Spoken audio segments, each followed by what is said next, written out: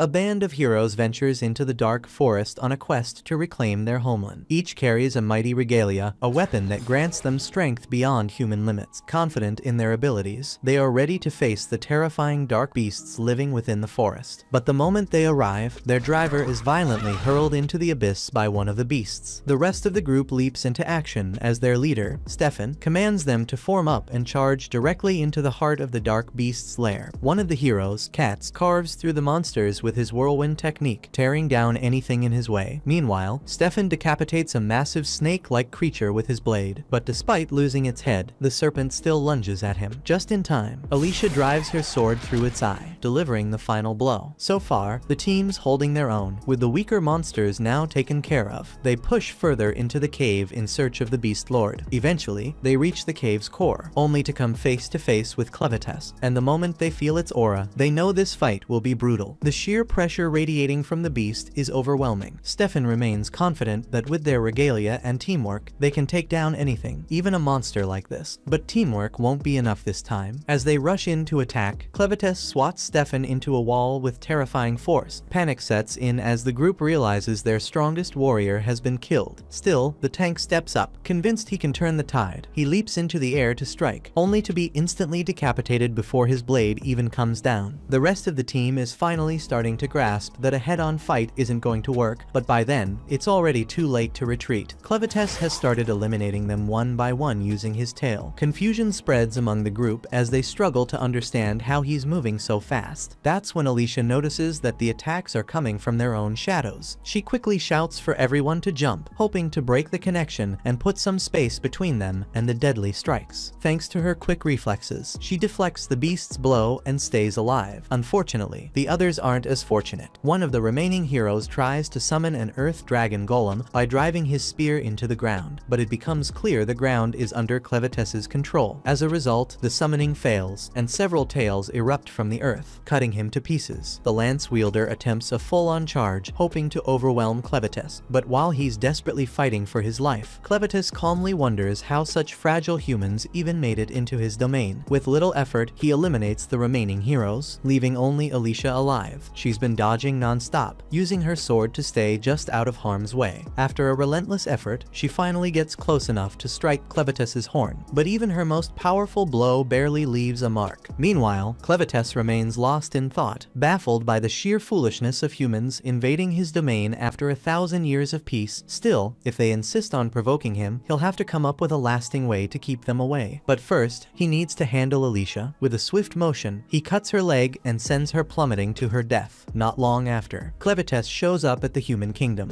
burning with vengeance. He had no intention of interfering with the human world, as long as they stayed out of his, but they couldn't resist trying to invade his territory based on what the heroes said before the battle. It was the king of Haydn who sent them. So now, Clevites intends to pay the king a visit and have a serious word with him about it. The kingdom's archers quickly respond to the threat and prepare to take down Clevites, but as expected, their arrows are completely useless against him. Still, despite the obvious gap in power, they keep firing as if it might somehow make a difference. Clevites originally planned to ignore the rest of the humans. He only came for the king, but now that they've chosen to attack him, he mercilessly cuts them down as he makes his way to the castle. The castle guards scramble to ready their defenses, turning their catapults toward Clevites, but just like the archers' attacks, their weapons are completely ineffective. Clevites tears through the castle walls like they're made of paper. Inside the castle, a guard rushes to warn the king about Clevites's assault, but the king has already heard the destruction unfolding outside and knows exactly what's happening. The heroes he sent clearly failed, and it's obvious now that the weapons of Haydn weren't ready to take down Clevites. He understands that Clevites is likely coming straight for him, and there's no point in trying to escape. Clevites would find him no matter where he went. Still, even if death is inevitable, the king is determined to seal off the forge and ensure the flames of Haydn never die out. Meanwhile, outside the castle, Clevites is confused by how weak these humans are compared to the heroes who confronted him earlier. At first, he assumed they might have undergone some kind of elite training, but after the castle's guards launch metal ballistas at him, he realizes that their strength came from their weapons. Reflecting on the battle, he remembers how Alicia's sword, despite doing minimal damage, managed to leave a mark on his horn, something that should have been impossible. Though humans are little more than insects to him, even an insect armed with such a weapon could pose a threat. Realizing this, Clevites decides he must investigate investigate the source of their power. Meanwhile, deep within the castle, the king makes his way to inspect the forge of Haydn. But before he can do much, the walls around him start to tremble. Realizing that Clevites is close, he quickly seals off the forge. Just moments later, Clevites smashes through the castle roof with his tail, and the moment he lays eyes on the king, he calls him out directly. The king tries to maintain his composure, insisting that Clevites has no right to address him so disrespectfully, but Clevites quickly shuts him down, warning him to mind his tone, because if he truly wanted to, he could erase all of humanity in a heartbeat, and not just the people of Haydn, but those in the surrounding kingdoms too. He points out that he spared the king so far, but even killing him wouldn't solve the problem. Eventually, another ruler would rise and once again threaten Clevites' domain. So, Clevites gives the king of Haydn a single chance to explain himself. He demands to know why the heroes were sent to attack him, but instead of offering a real answer, the king arrogantly says a beast like Clevites could never comprehend anything. That's all Clevites needs to hear. Without another word, he decapitates the king and begins plotting to erase humanity from existence. As he leaves the ruined city, Clevites stumbles upon a crying baby whose mother has been trapped beneath collapsed rubble. Clevites feels no pity for the child. He chooses to ignore it and keep walking. But then the dying mother calls out to him, begging Clevites to save her baby. Clevites is taken aback by the mother's request. He reminds her that he was the one who destroyed the kingdom and has already resolved to exterminate all humans. Then, why would he ever spare a human child? The mother acknowledges his reasoning, yet she argues that even if the adults brought his wrath upon themselves, her child is innocent and doesn't deserve to die. Clevites mentions that to him all humans are equally worthless, so her argument pointless. Still, he asks if she can prove that the child has any value. The mother realizes she has no way of convincing Clevites, especially with her death fast approaching. Still, she vows that if he spares the baby, he'll one day see its true value for himself. Shortly after, she passes away, and Clevites leaves without a hint of emotion. Yet, he eventually returns for the child, suggesting that her final words did leave an impression on him. He's still uncertain whether taking the baby is a wise decision, but given how brief a human life is compared to his own, he figures it won't make much of a difference. Driven by curiosity, he decides to take care of the child for now. In the land of Edthia, 5 humanoid races coexist. The first are the Duns, a kingdom renowned for their architectural prowess and tactics. Next are the Orgites, a people known for their expertise in hunting and medicine. The Sladens are aquatic beings, adept at swimming and fishing. Then there are the Benti, a barbaric race inhabiting the wastelands. They are powerful individuals, but hopeless at cooperation, even in dire circumstances. And lastly, there is the kingdom of Haydnians, the most ancient of the humanoid races, masters of weapon forging, creators of the legendary blades of Haydn. While Edthia is vast, the world beyond its borders is shrouded in endless darkness, home to the dark beasts and their 4 lords, including the fearsome Clevites. Because of this, no human has ever ventured beyond Edthia's edges. Back in his cave, Clevites brings the baby along with him. After frightening off all the beasts to ensure the child doesn't get eaten, he lies down beside him to rest. However, he's unsure what to do next. He could share some of his energy to keep the baby healthy and avoid the risk of him dying anytime soon. But at the moment, the baby is covered in poop. Clevites didn't plan on dealing with something like this, so without hesitation, he picks up the baby and drops him into a pit full of insects. The baby bursts into tears instantly, but Clevites calmly tells him there's no danger. The insects only feed on poop. He put the baby in there to get him cleaned up. Still, that doesn't make the experience less terrifying. Even after pulling the baby out, the crying doesn't stop, and Clevites is quickly growing tired of the non-stop noise. Still, as a dark beast lord, he can't just abandon the choice he's made. But if the child is going to survive, he'll need a human caretaker. So, Clevites heads over to the corpses of the heroes he defeated, hoping one of them might still be of some use. A short while later, Alicia regains consciousness and finds herself gazing up at the sky, confused because she distinctly remembers dying. She starts to question whether she's in the afterlife, but when she notices Clevites nearby, she realizes she's still inside his cave. Out of reflex, she reaches for her sword, only for Clevites to inform her that he already tossed all the weapons and the bodies of her comrades into the depths of the crevasse. He explains that she seemed like she might be useful, so he chose to bring her back to life. At this point, Alicia is essentially a walking corpse, only able to move because of the dark energy Clevites infused into her. He then orders her to be useful and produce some milk to feed the baby. It takes her a moment to fully grasp what he just demanded, but it's clear he's serious, and it's not a request. He genuinely needs the milk. Without waiting for her consent, he uses his power powers to make her obey. But after several minutes of trying to feed the baby, Clevites eventually comes to the conclusion that it's not working. Alicia points out the obvious: she's a virgin who's never had a child, so of course she can't produce milk. She also questions why someone like him would even bother trying to keep a baby alive in the first place. Clevites has no interest in justifying himself to Alicia, but since she can't produce milk, he'll have to find another use for her. The baby won't die, not as long as he sustains it with his energy, but its hunger will never be satisfied. Frustrated, he demands to know if Alicia has any other way to obtain milk. Alicia can't go against Clevites' order, so she informs him that the baby will need a wet nurse for feeding. However, that means traveling to a human town, something that would definitely spark fear given his current appearance. To avoid this, Clevites chooses to take on a human form. He adopts the same appearance as the child's mother and decides to go by the name Clen, naming the baby Luna. Clen then asks Alicia to show him the way to the nearest village, but before they set off, they stop so Alicia can clean Luna's blanket. As Alicia washes the blanket, she notices that it bears the royal crest of Haydn. Meanwhile, in the ruins of what once was Haydn, word of the devastation has already spread. A scout is dispatched to check on the aftermath and is stunned by the destruction caused by just one dark beast. This only reinforces his belief that attacking one of the beast lords was a reckless decision from the start. The timing couldn't have been more unfortunate, as the attack happened on the very day the crown princess was meant to escape the kingdom with her son. Outside the kingdom, a group of soldiers from the kingdom of Duns waits, ready to take advantage of the situation. They decide to invade Haydn and take control of the forge before any other nation can claim it. Back at the river, Alicia questions Clen, demanding to know if he was aware that Luna belonged to the royal family when he took the child. Clen, however, is completely confused and says he has no idea what she's referring to. Alicia then explains that the blanket Luna was wrapped in bore the royal emblem, something only the royal family is permitted to use. Thinking back, Clen recalls that he found Luna beneath the castle debris, which does line up with her being royalty. Still, this revelation doesn't affect his plan going forward. Alicia questions what he means by the rubble of the castle. Clen casually replies that he was the one who destroyed Haydn and killed the king the last night. Alicia is in shock, struggling to believe that Haydn is truly gone, but Clen reminds her that they were the ones who ambushed him first. To him, it's no major concern, but Alicia insists it's a huge deal. If Clen really did wipe out Haydn, and Luna is the only surviving royal, then countless people will soon be coming after him. Clen doesn't understand why. Alicia goes on to explain that only members of the Haydn royal family possess the ability to use the unique forging techniques behind the creation of Haydn weapons. But as soon as the words leave her mouth, she realizes she's said too much. Up until now, Clen hadn't really considered what he planned to do with Luna. But if the child is truly that significant, then Clen figures he wouldn't mind turning him into the new king of the humans. That way, he could manipulate everything from the shadows, and if the humans ever crossed the line again, he'd have the perfect position to crush them completely. For now, they still need to find some milk for Luna, so Clen tells Alicia to hurry up. Alicia still doesn't understand why Clen is so fixated on the child, but one thing is clear: if anything were to happen to Luna, Clen would likely wipe out every human on the continent. With that in mind, Alicia knows she has to protect him no matter what. But just as Clen becomes distracted, a bandit sneaks up from behind, and before Clen can react, she's struck and knocked unconscious. Several hours later, Alicia regains consciousness and realizes she's shackled inside a moving carriage. Clen, relieved that she's awake, casually explains that they were captured earlier. However, he's not too concerned about it at the moment because Luna is currently asleep. Alicia, however, is deeply worried, mainly because she can't figure out how the bandits managed to overpower Clen so easily. She asks if he becomes as weak as an ordinary human in this form, but Clen explains that's not the case. He still possesses all his powers. It's just that this is his first time taking on a human form, and he hadn't realized how delicate the human skull actually is. Clen assures her that now that he understands his body's limitations, no one will catch him off guard again. Alicia is relieved, but if he's already regained his full strength, she wonders why he hasn't freed them yet. Clen explains that he's currently playing the role of an ordinary human. Until he successfully crowns Luna as king, he prefers to keep his true nature hidden. Moreover, one of his motivations for this entire ordeal is to study human behavior, and he's particularly curious to witness humanity's darker side firsthand. With that in mind, he's still confused about the situation, so he turns to Alicia for an explanation. Alicia explains to Clen that they were ambushed by bandits, the scum of society. Judging by the current circumstances, it seems the bandits planned to sell all the captives to a slave merchant. that. Clen wants to know how powerful these bandits actually are. Alicia replies that, in terms of human strength, they're not particularly strong. However, they won't hesitate to use underhanded tactics, which makes them difficult to handle. She reassures Clen that most humans aren't as sinister as these bandits, so he shouldn't judge all of humanity based on their actions. After reaching the bandit camp, the prisoners are ordered out of the carriage. One man, unwilling to be sold into slavery, attempts an escape, but with his wrists bound and legs slowed by chains, he doesn't get far. The bandits catch sight of the man attempting to flee. One of them quickly pulls out a knife and hurls it into the man's back, killing him in the spot. The bold bandit then warns that anyone who dares to escape or defy them will suffer the same fate. Fear grips the rest of the slaves so tightly that none of them have the courage to resist. Clen is fascinated by the unfolding situation. Just as he and Alicia are about to move on, a bandit approaches and orders Alicia to go with him. Clen allows her to be taken, curious to see how events will unfold. Suddenly, a woman shouts at him for not working. Since Clen is now considered a slave, he decides to comply and walks over to her. However, the moment she notices he's carrying a baby, she begins calling for someone named Nell. Nell is the overworked and somewhat clumsy slave at the tavern, stuck doing all the toughest chores. When Carm shouts for her, she stumbles and falls. Carm scolds her for dropping the sheets everywhere, and Nell quickly apologizes. Despite the mishap, Carm orders Nell to take care of the baby. The moment Nell lays eyes on Luna, her face brightens. She absolutely adores babies. At the same time, Alicia is taken to the office of the bandits' leader, Vroko. However, Vroko immediately scolds his subordinates for not addressing him as boss. While the other bandits assume he's just messing around, Vroko insists he means it. If they won't recognize him as their leader, he'll have no choice but to unleash his pet, Betty. Alicia is stunned to learn that Vroko has gotten his hands on a troll, a fearsome dark beast from the west. What shocks her even more is that he's managed to tame it into a loyal companion. Just then, Vroko takes out the bag of crystals that Alicia had on her when she was captured. He points out that these crystals are only found in Luna Mountain, a region controlled by Clevites, one of the 4 lords of dark beasts. That means there's no way a regular person could have obtained them or even gotten anywhere near the place. He is aware that the Kingdom of Haydn recently dispatched a team of heroes to fight Clevites, but according to reports, they were all defeated.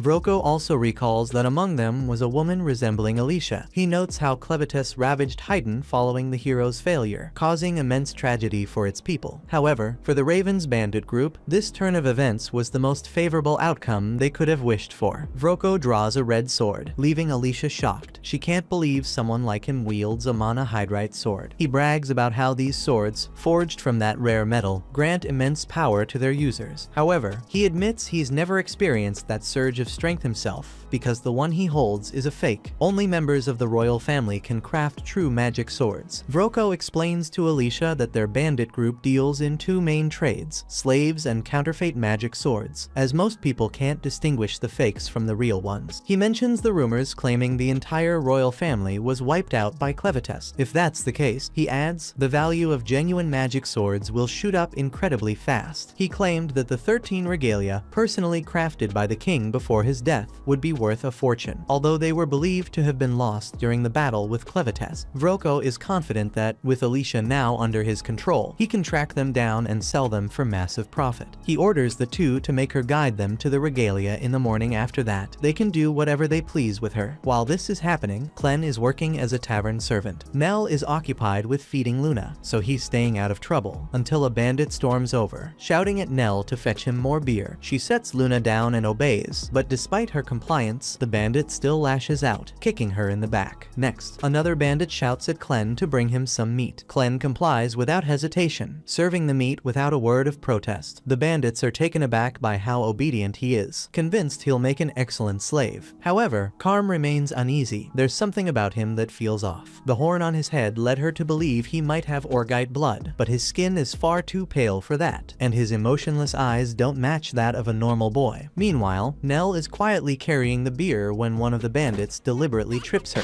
She stumbles, splashing all the beer on the floor. The bandits immediately blame her, using it as an excuse to drag her outside for punishment. They take cruel pleasure in her suffering, and after mercilessly beating her, they simply walk away as if nothing happened, returning to their usual routine. Just then, Soon, Clen's shadows consume the bandits' bodies, leaving no trace behind. He then seeks out Nell and requests her help. Luna is hungry and needs milk. Confused, Nell agrees to feed the child. As Luna feeds, Clen takes the opportunity to question Nell. He wants to learn her identity and the reason she's allied with the bandits. Nell begins to share her story. She was born in a slave camp and never knew her father, but she remembers her mother vividly. Life was never easy for them, and from what Nell recalls, the bandits constantly abused her mother. Despite everything, her mother endured all the suffering just to protect Nell. But when Nell was around 12 years old, her mother suddenly vanished. Nell doesn't know if she died or somehow managed to escape. However, after her mother disappeared, the bandits shifted their cruelty toward Nell, tormenting her for amusement. Because of their abuse, she lost most of her teeth and can only hear from one ear. Her situation improved slightly when Carm took her under her protection. After that, the bandits no longer subjected her to their twisted games. Now, she even has a purpose, producing enough milk to feed starving infants. Clen finds Nell's story interesting, but based on what Alicia told him, a woman can only produce milk if she's had a child. So, he asks Nell where her baby is. Nell's face darkens as she quietly explains that she doesn't have one, her baby was stillborn. When Carm first told her the news, Nell sank into despair and, at the time, genuinely wished she would die. But the next morning, when she woke up, she found a random baby nursing from her. Realizing the child would starve without help, she let him drink as much as he needed. After that, more babies were brought to her to be fed, and that's how she ended up becoming the village wet nurse. So even though her life has been far from easy, she's determined to do her best to ensure the babies who depend on her milk are cared for and happy. Clen has heard all he needs, so he thanks Nell for sharing her story and invites her to join him. He wants her to be Luna's wet nurse. Even though he's usually wary of humans, he senses Nell's kindness and trusts her. Nell appreciates the offer and says it means a lot to her, but she doesn't believe Clen can actually leave this place after all. He's a slave just like she is, so she gently declines his offer. At the same time, some of the bandits are guiding Alicia across a bridge. When she notices they're taking her toward a flooded mine shaft, a sense of dread washes over her. Deep within the mine, she spots a man approaching the dock, holding a hook. The bandits burst into laughter, fully aware of what's coming next. Even though it's obvious a trap, the man decides to proceed anyway. The bandits swore they'd free him and his wife if he retrieves the treasure from the lake's depths. As he dives in and starts swimming downward, Alicia shouts at him to get out, warning him that the mine is said to be infested with monsters. Seconds later, the monsters leap out of the water with the man clutched in their jaws and tear him apart right in front of his wife. Alicia is horrified by the gruesome scene she's just seen, but the bandits are having fun, clearly entertained by the man's brutal death. These water-dwelling creatures are known as Arvensis, and they first appeared during the Great Flood 300 years ago. Now, they're trapped within the flooded depths of these mines. Even Cordwar, the greatest hero of his era, couldn't stand a chance against them, and that was back when there was still firm ground to battle on. Now that the entire mine is submerged, defeating the Arvensis is nearly impossible. The magical sword once wielded by the hero was known as Stream Splitter. Alicia figures that's the treasure the bandits ordered that man to go and fetch, but despite offering him freedom in return for risking his life, they never truly planned to let him live, even if he managed to return alive. She curses them as scums, but the bandits remind her that her wrists are tied, heavy steel weights on her legs, and stranded on a bridge high in the air. She's in no place to insult them. Worse yet, more bandits are eagerly waiting for their turn to torture her through the night, especially Fido, who is eager to hear her scream. Faced with limited options, Alicia had hoped to avoid using Clevetess's curse, but now she sees no alternative. Quickly, she dislocates her shoulder, twists her arms overhead, and slams Fido's head between the shackles, forcing him to cut the bridge's rope with his knife. The impact causes them both to fall into the mine floor below, and the moment they hit the ground, they both die.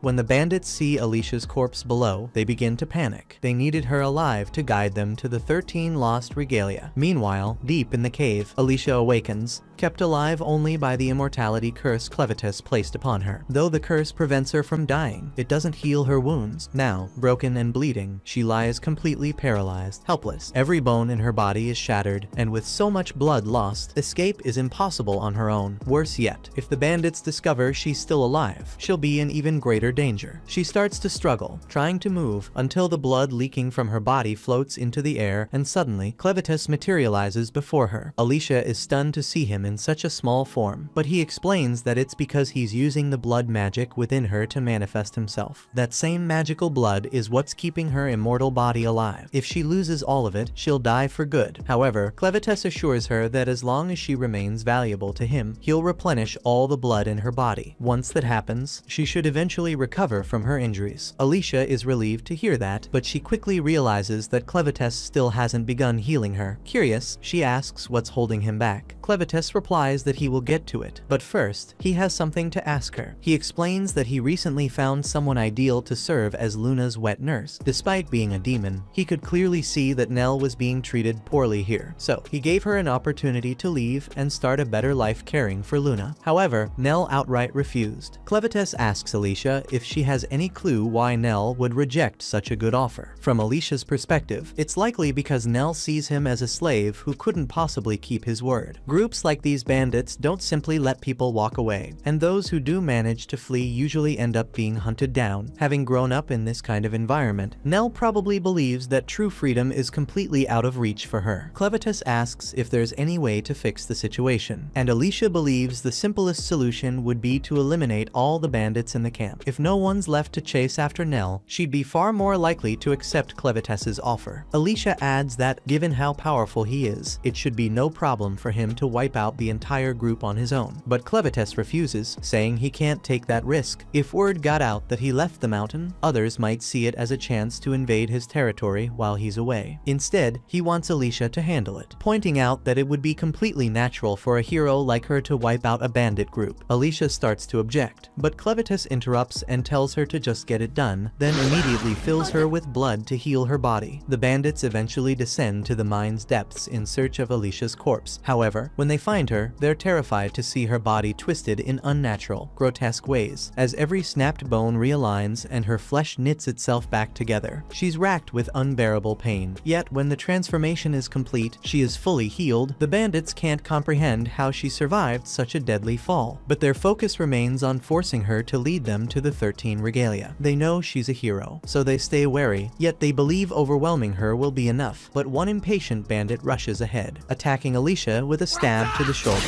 Alicia takes his arm, drives her fist into his face, then snatches his sword and eye patch. She hates being pushed into violence, but these bandits are beyond redemption, leaving her no choice but to end them. With Alicia handling the bandits, Clen's only task now is to find Nell and make her believe that escaping this place is actually possible. Meanwhile, Nell makes her way back to the tavern, where Carm has been anxiously waiting for her. She's been worried sick. She can't stand seeing Nell constantly mistreated and beaten, but when it comes to the bandits, there's nothing she can do to stop them. Nell is really grateful for Carm's kindness, but there's still plenty to do. Carm asks her to begin by cleaning up the dishes. She then observes that Nell seems unusually cheerful despite her injuries, so she asks if something happened. Nell hesitates to call it something good, but she confesses it did brighten her spirits. Nell questions Carm about the outside world, which surprises Carm since Nell has never shown curiosity like that before. Carm wonders why she's asking, so Nell clarifies that, unlike Carm, who was taken to the camp, she was born there and has never seen the outside. She assumes Carm must have some knowledge of it. Carm admits she's aware of the outside world, but she doesn't have many fond memories of it. Like most of the women brought here, she either lost her home or never had one, so it's not something they discuss much. She then asks Nell why she's suddenly so interested in the outside. Nell responds by saying that someone asked her if she wanted to leave. Carm slaps Nell hard for daring to say something like that, especially with bandits still all over the place. The bandits see them as nothing more than disposable slaves, only useful until they're not. That's why all the women have had to stick together and protect each other. If Nell wants to survive here, she can't go around saying things like that. Right then, Vroko walks in, having overheard everything. Carm gets really anxious, unsure of what he might do. She asks him why he's there, since he almost never visits the tavern, but Vroko simply says he heard about a baby and wanted to see for himself. Carm then turns to Nell and asks her to tell Vroko where the baby is. Nell says that the last time she saw Luna, she was in the stables. Vroko says he'll go check for himself, but before heading out, he tells Nell to come with him. The tone in his voice makes it instantly clear to Carm that this isn't a good sign. She tries to intervene, but she has no power in this place, so there's really nothing she can do. do. Meanwhile, Nell has no idea what's coming her way. After Vroko takes Nell away, Carm slams her hands on the table in frustration, furious because Nell was the only one around who could care for the babies, but Vroko clearly doesn't care about any of that. Carm tries to convince herself there was nothing she could have done, that Nell brought this on herself by mentioning leaving in front of Vroko, but deep down, she still feels awful about what's going to happen to her. Right then, Clen appears with Luna in his arms, catching Carm off guard since she hadn't heard him enter. She quickly assumes he's simply there to feed Luna. With a heavy heart, she informs him that Nell is gone and likely won't return. Carm isn't happy about it, but sadly, that's just how things work around here. Clen doesn't understand what Carm means by that, so he demands an explanation. And one look at Clen's eyes tells Carm that he's very serious about making sure Nell is alright. Meanwhile, Vroko leads Nell down an old stairwell, and Nell is amazed because even though she has lived her whole life in this camp, she has never seen this place before. Vroko explains that this area was once part of a massive magic ore mine, and that magic ores have countless uses. For instance, the lamp he's holding works by combining crushed magic ores with insect oil to create a flame. He goes on to say that before turning to a bandit, he spent a lot of time studying how magic ores could be used, especially how they react when mixed with different liquids to produce unique effects. Just then, Nell stumbled upon a skull on the floor, and she thinks this might not be good. Vroko turns out the lights and Nell begins to panic because this place is pitch black, so she can't see anything in here. She pleads with Vroko to turn the lights back on and Vroko obliges. But once Nell can see again, she's horrified to find Vroko's pet monster standing behind her. A key part of Vroko's research involved creating special mixtures to control demons like his pet Betty. This ability is what helped him take over as the bandit camp's leader. But as the leader, he can't afford to show mercy to someone like Nell after she openly talked about escaping. That's why he's decided to have Betty execute her. Once Nell fully grasps what's happening, she starts to panic. In a desperate attempt to flee, she takes off running, but Vroko quickly commands Betty to eat her. Betty immediately chases her. As Nell stumbles forward, struggling to get away, her mind flashes back to Clen's offer, and she deeply regrets not accepting it, wondering if things could have been different. Just then, she spots Clen holding Luna at the other end of the tunnel, and the last thought that goes through her mind is how sorry she feels for not being able to take care of Luna anymore. In that instant, Clen gets eaten by Betty and is swallowed whole, so she's gone. Luna bursts into tears at the horrifying scene, but Clen calmly tells her that this is simply how the world works. Monsters need to eat, and he can't fault it for following its nature. If anyone is to blame, it's him, for not getting there in time to save Nell. He's frustrated over losing someone as valuable as her, but at this point, there's nothing he can do. Clen then shifts his focus to Vroko, puzzled by the fact that a proud troll from the western forest would ever bow to someone like him. Vroko, on the other hand, thinks Clen must be out of his mind to be throwing insults at a time like this. He has no clue how Clen even managed to show up, but in the end, he figures it doesn't really matter. He orders Betty to eat Clen too, but to his surprise, she doesn't budge. Confused, he glances up at her to figure out why, and is stunned to see that Betty looks completely terrified. He's never seen her this scared before, and strangely enough, she won't even get close to Clen. She was utterly terrified, so much so that she reflexively vomits Nell up. However, Nell is drenched in stomach acid and has lost an arm and a leg, leaving her in terrible shape. Though she's badly mutilated, she's still alive, so Clen uses his abilities to counteract the acid. Then, he gently places Luna beside Nell so she can offer comfort in Nell's last moments. Clen then uses one of his shadows to carry Luna and Nell away while Vroko isn't looking, and by the time he turns back to face Clen, Vroko is shocked to see that the other two are gone. He thinks Clen must have done it by using some sort of magic, but Clen has no idea what magic even is. Vroko believes Clen is only pretending not to understand, since magic is the only possible explanation for everything he's done. In simple terms, magic involves using magic stones and certain ingredients to produce supernatural effects. For instance, the drug hidden in Vroko's coat was crafted from arcanesite, certain herbs, and the larvae of a parasitic fly. In short, it reduces anyone but him to complete idiocy. After using the substance on Betty, she became totally obedient to him. Vroko pours the drug into his fire, releasing a cloud of steam the moment Betty inhales it. She snaps, losing all sense of control and charging at Clen in a furious frenzy. Clen's body is tossed around like nothing, unable to fight back properly since he can't access much of his power in human form. As Clen is sent flying through the air, all he can think about is how furious he is that Alicia never said a word to him about magic. Meanwhile, Alicia is still in the middle of battling the bandits. bandits, having already taken down a dozen of them. But there are still plenty left, and the sword she snatched from one of the bandits has already snapped. If she plans to slaughter every last one of them, she'll need a stronger weapon. With that in mind, she bolts straight out of the cave. There are still about 50 bandits remaining, and even with her immortal body, exhaustion is still a threat. If she burns out before finishing them off, she's done for. Alicia finally reaches the water, only to find the monsters lurking at the surface, ready to devour her if she dives in. So instead, she climbs to the top of the scaffold, planning to lure the bandits after her. Once enough of them have followed her up, she cuts the support ropes, sending most of them crashing down into the water below. With so many bodies in the water, the monsters go wild, tearing through the bandits one by one in a bloody feast. Meanwhile, Alicia manages to slip past unnoticed by hiding inside a barrel. Since she doesn't have to worry about drowning, she just lets herself sink to the lake's depths, right where the legendary sword awaits. Still, as the barrel sinks deeper into the lake, holding her breath until reaching the bottom proves far more difficult than she anticipated. Alicia quickly begins to feel the intense pain and pressure she had mentally prepared for before diving in. The crushing force dulls her senses, and the lack of oxygen makes her entire body throb with discomfort. Although she knows she won't die, even if she suffocates, it takes tremendous willpower to resist her body's instinct to swim back to the surface. After several minutes, she finally reaches the bottom and tumbles out of the barrel.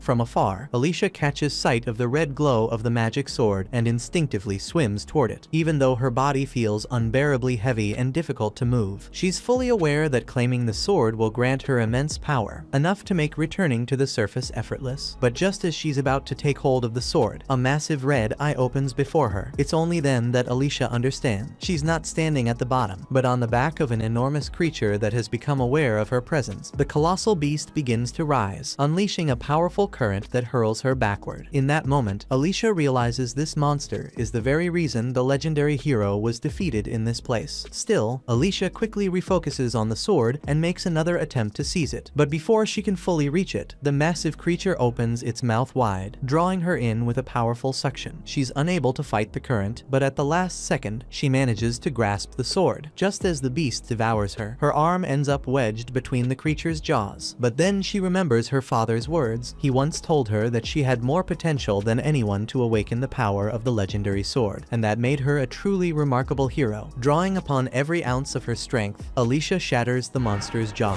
Once free, she locks eyes with the beast, channeling the full power of the enchanted sword. She then quickly swings the sword. According to Alicia, the sword has the abilities to split through the water like butter. If you swing it horizontally, it will be propelled you forward almost like moving fish, making it the ideal weapon for underwater combat. Alicia is being pursued by a colossal monster, and she can hardly believe such a massive creature exists. She suspects it must be one of the ancient dark beasts, legendary creatures that have lived for millennia. These beings typically slumber for centuries in the most remote regions of the continent. However, this one was awakened from its long rest when humans attempted to mine arcanasite. As these thoughts race through her mind, Alicia nears the surface, but the Arvensis spot her too. She knows that without air, she won't stand a chance in the fight ahead. However, the Arvensis are already positioned above, waiting. With a powerful swing of her sword, she launches herself upward, slicing through one of the monsters and bursting out of the water. The bandits recognize the legendary sword in her hand, yet they still prepare to attack, determined to claim the regalia at any cost. But before they can act, the massive beast erupts from the lake, its tentacles thrashing and devouring every bandit in its path. Using the sword's power, Alicia slices through the creature's tentacles, but she knows she's no match for the beast on her own. Realizing this, she chooses to let the monster deal with the bandits and turns to walk away. However, before she can leave, the bandits call out to her in desperation, pleading for their lives and promising to obey her every command if she saves them. But Alicia knows all too well that these scumbags would betray her or anyone else the moment they got the chance, so she ignores their pleas and continues on her way, leaving the massive creature to finish the job. As a hero, Alicia does feel uneasy about leaving such a catastrophic beast alive, but she reassures herself that, being a water type, it likely won't venture beyond the lake. Besides, she's completed her mission, wiping out the entire bandit group just as Clevitus instructed. As far as she's concerned, her work here is done. Suddenly, Alicia hears Clen's voice and looks around to find him, but he quickly explains they're communicating through telepathy. He admits he can't see everything clearly, but judging by the amount of blood scattered around, he's confident she completed the mission. Alicia immediately starts shouting at him, furious that he didn't step in to help when it was obvious how much she was struggling. Clen Clen apologizes, explaining that he was occupied with his own problems, which shocks Alicia. She never imagined the mighty Dark Beast Lord could struggle with anything. But Clen admits he's facing an unfamiliar technique and that his human form is far more fragile than he expected. Clen accuses her of concealing the truth about magic from him and warns that once she returns, she'll face his punishment. Still, he reassures Alicia that he's already taken down Vroko's pet. At the same time, Vroko flees in terror, stunned that Clen, a seemingly incredible mage, obliterated his troll with a single strike. Suddenly, he comes across Nell's lifeless body, with Luna sitting beside it. The sight of the child sparks an idea. Perhaps there's still a way to turn things around, even now. Meanwhile, Alicia rushes over to Clen after receiving his orders and immediately senses something off about the strange smoke lingering in the air. Clen notices the sword she's carrying, but when he asks for it, Alicia refuses, saying she went through too much to obtain it. Clen doesn't press further and explains that the smoke interferes with a dark beast's senses, which is why he's struggling to locate Luna. Clen considers reverting to his true form to disperse the smoke, but he's worried doing so might cause the cave to collapse. Instead, he turns to Alicia and tells her to take care of the situation, reasoning that she understands how magic works. Alicia responds that not just anyone can use magic. It requires drawing out the hidden power within Arcanasite, something only certain individuals are capable of. Alicia admits that despite knowing a little magic, she can't actually use it, and Clen is genuinely shocked by how incompetent she is as a hero. Alicia accuses him of slaughtering the other heroes, insisting that some of them were skilled in magic, but Clen pays no attention and begins walking away. Alicia then questions what he'll do if Vroko has already killed Luna. Clen responds that if that happens, he'll lose all interest in the human world, implying he'd wipe out humanity. Determined to prevent this, Alicia resolves to locate Luna quickly to save mankind. As they walk through the cave together, Alicia and Clen spot a trail of blood. She asks if Nell was bleeding, and he confirms. Alicia suggests that either Nell is crawling away or someone is dragging her, but in either case, she couldn't have gone far. They need to hurry. Meanwhile, Nell is still alive and clinging to Vroko's cloak to prevent him from escaping with Luna. Frustrated by Nell's unwavering determination to protect Luna, Vroko demands to know how far she's willing to go and insists that the boy is the only one he wants. Earlier, Vroko discovered Luna and Nell lying on the ground. When he tried to get closer, Luna shoved his hand away. The moment Luna began to cry, the lamp he was holding suddenly exploded. It was then that Vroko realized Luna was a pure-blooded Hydnian, proof that he belonged to the royal family and possessed magical abilities. Understanding that Luna could be valuable, he decides to take him, but Nell stubbornly clings to his clothes. Frustrated, he threatens to cut off Nell's wrists and abandon her. At that moment, Alicia arrives and intervenes, shocked to see her alive. Vroko demands to know what happened to the bandits he sent to kill her. Alicia coldly replies that they ended up as food for dark beasts. Just then, Clen steps in and warns Vroko about the punishment awaiting him. Realizing Luna is his only way out, Vroko presses his sword against Luna's hands, threatening to cut off his fingers if they come closer. Clen remains indifferent, confident that he can regenerate Luna's fingers, but Alicia stops him, arguing that even if the fingers grow back, Luna would suffer unbearable pain, something she refuses to allow. Alicia tells Vroko she's willing to negotiate, revealing that she has the regalia he's after. Vroko is stunned when he sees the weapon. Alicia then hurls the sword at the wall and gives him a choice: let go of Luna and use both hands to retrieve the sword, or keep hold of Luna and walk away without it. However, Vroko simply chuckles, convinced that no hero would ever choose a mere child over a powerful magical weapon. Now fully certain that Luna carries royal blood, he begins to rethink his approach. He then declares that he'll only release Luna if they give him the location of the remaining 13 regalia. Alicia hesitates to reveal the location, but Clen dismisses her concerns, insisting he has no interest in the swords and she should just disclose it. Reluctantly, Alicia explains that the 13 regalia swords lie at the bottom of the canyon in Luna Mountain, the very place where Clevites slaughtered the heroes, a place even Vroko can't reach, despite his power. Vroko isn't satisfied with the information about the regalia's location, so he decides to take Luna with him regardless. He pulls out a magic invisibility powder, sprinkles it over himself, and says that he'll claim the swords for himself. Then, he lightly hit Luna in the forehead, causing him to cry, and vanishes from sight. Confident that Alicia and Clen can no longer see him, he begins to walk away, but suddenly, Alicia appears right in front of him and slashes him in half.